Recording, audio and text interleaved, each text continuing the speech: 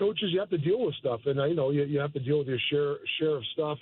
But I still have the energy. I still have the drive to be part of a puzzle, so I'm excited about it. So, yeah, I mean, obviously, when you have opportunities, you think of everything to make sure you make the right decision. So seems like you had a choice, or at least there's potentially an opportunity to stay in Vancouver. You ended up going back to Philly. You are a Flyer. That's what we've heard from everyone there, that you are a Flyer. What was it that made you feel like this was the place for you to be? Yeah, well, I know the area really well. You got to remember, guys, I've been gone for 20, 25 years, so it's not, like the old Flyer narrative. So I've been gone. I've been lucky enough to be, rub elbows with a lot of different hockey minds, with different ideas and learning from them. So hopefully I can come back and bring some knowledge to that. But I also listen, the brand, the Flyers, the crest. I mean, it's it's an iconic symbol. It's when you talk about the Flyers, you want to bring back that identity. A hard place to play. I know the game has changed in the sense that entertainment value with these highly skilled guys, which they have a guy like Mitchkov, who I'm anxious to work with, who could be he's actually a star now, but could he go to a different level? So there's a lot of tools to work with. Obviously, we have some weaknesses that we have to shore up, but I'm really excited about the challenge. Talk in terms of now, as early as next year, do you go about your business as if this is a team, and why shouldn't we be talking about a playoff spot, and why shouldn't we be driving for that? And the expectation is we want to be in the mix, not just playing meaningful games, but actually thinking about starting in September, making the playoffs. Yeah, I think, the one thing approach with Danny and just methodically looking at the team and when he thinks that you should swing the bat and all that stuff, I think he's got it down really pat, to be honest with you, Nick. I'll be honest with you. There's certain, I think there's about $30+ million in cap space next year. So they don't want to do anything really crazy now. I think they're, just like I said, they got 3 first-round picks this year. It's really, to me, and I've said this before, the process, it's the most overused word in pro sports. I'm actually I was joking with some other people. I got to think of a different word, but it's true. To me, as coaches, you got to go in there and build the environment where players trust you and the system and their career on you with your staff, and then the results will come.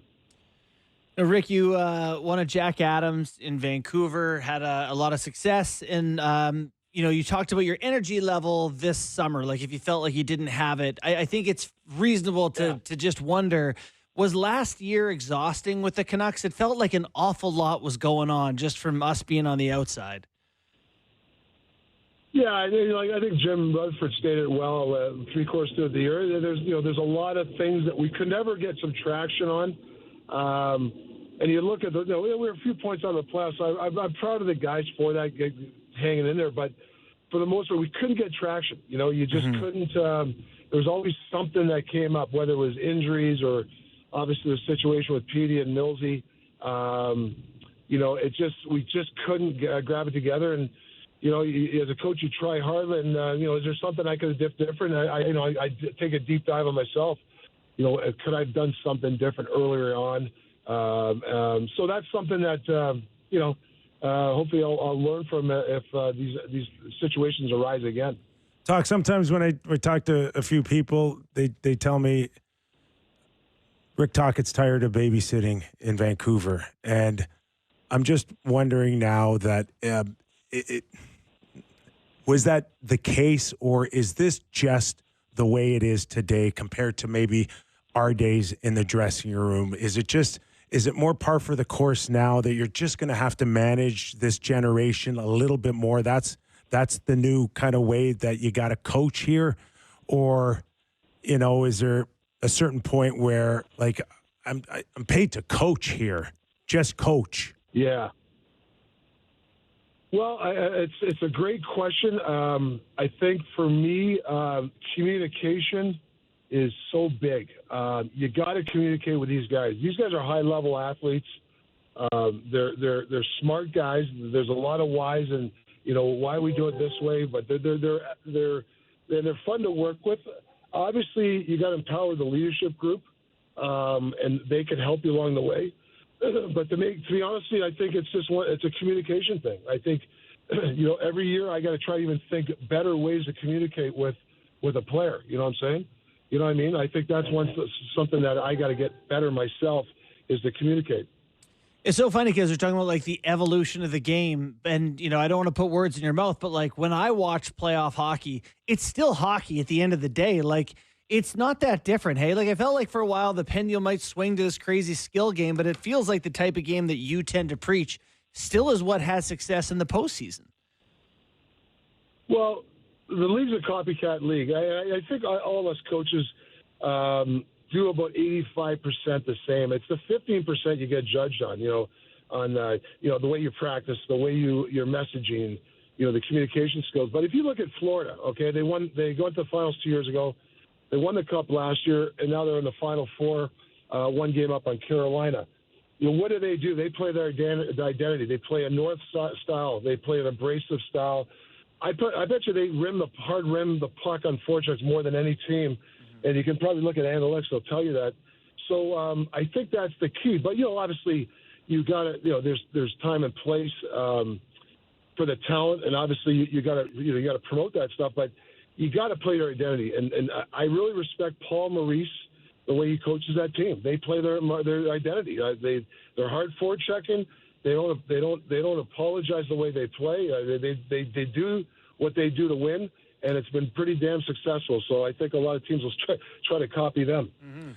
We've got Edmonton and Dallas tonight. Last night, they had a great showing against Carolina. I imagine that you think that there isn't any reason why the Panthers shouldn't be able to repeat. Yeah, well, you know what? You look at I'm actually really impressed how Knobloch, especially after Game 3, L.A., using the bench. I mean, Edmonton's they're rolling. They got all four lines playing. Koff's got the D playing very well. Skinner bouncing back with a couple of shutouts, so they're good. And big fan of Pete DeBoer in Dallas. The system, the way they play, a lot of depth. Getting Heiskanen back is huge. A lot of good storylines. Obviously, I think Carolina, they'll bounce back, and Roddy's got that team believing. So a lot of great storylines. It's going to be tough. If Florida does win, it's going to be really tough. But any four teams can win in this thing when you get this far. Doc, you mentioned your teams. You head into summer. Obviously, UFA season comes around, and also that draft. I just can't even believe you mentioned the first round picks, or sorry, just the picks that you guys have. 7 picks in the first 2 rounds this upcoming season. Do you get involved with the type of player you want to build your team, or you just coach whoever they send you? Yeah, I mean, there's not much. There's really, I don't see these players. I mean, they might ask your opinion on, what do you think we need, the type of player. But, you rely on your scouts and then management and, our job as a coach. But, yeah, we're having a draft party down at the Hard Rock in Atlantic City, and you're going to be standing up a lot because there's 7 picks in the first round. That's going to be kind of fun. I don't know who they're picking, to be honest with you, but it'll be fun to watch and seeing these young prospects, and hopefully we can hit a bunch of these stars.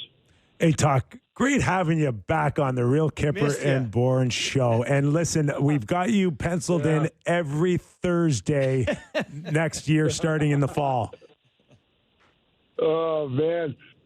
Yeah, well, listen, you know me, what I was doing to you, I love coming on your show. Obviously, it's a little different when you're a head coach, but if I'm coming on your show a lot, that means I got fired. So I don't think you have to worry about that for a while, my friend. Let me marinate a little bit. For sure.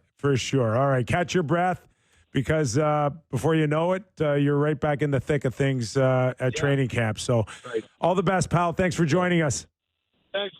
Thanks so much. Thanks for the support. Take care, boys. Rick, appreciate it. Talk it. Man, oh, man. They got Flyers first, Avs first, Oilers first, Flyers second, Ducks second, Blue Jackets second, Flames second. That's a lot of seconds in first. Yeah, and then they have their own. That's more than the Leafs have in the next 15 years. 6th. And you wonder at some point they're going to flip him for something better, immediate assets that You know what would look good on their back end? It's Morgan Tempting, Riley. isn't It'd it? be great. It's tempting. Morgan Riley would be a perfect fit in Philly. But, you know, that back end's funny because, like, if Drysdale could become who they hope he could become, if that could happen, it'd be really nice because Travis Sanheim is 29 and really good. Playing awesome at the World Championship. Rasmus Ristolainen, I think, has found himself a little bit. Who they trade Drysdale for? Goche? Cutter. Cutter.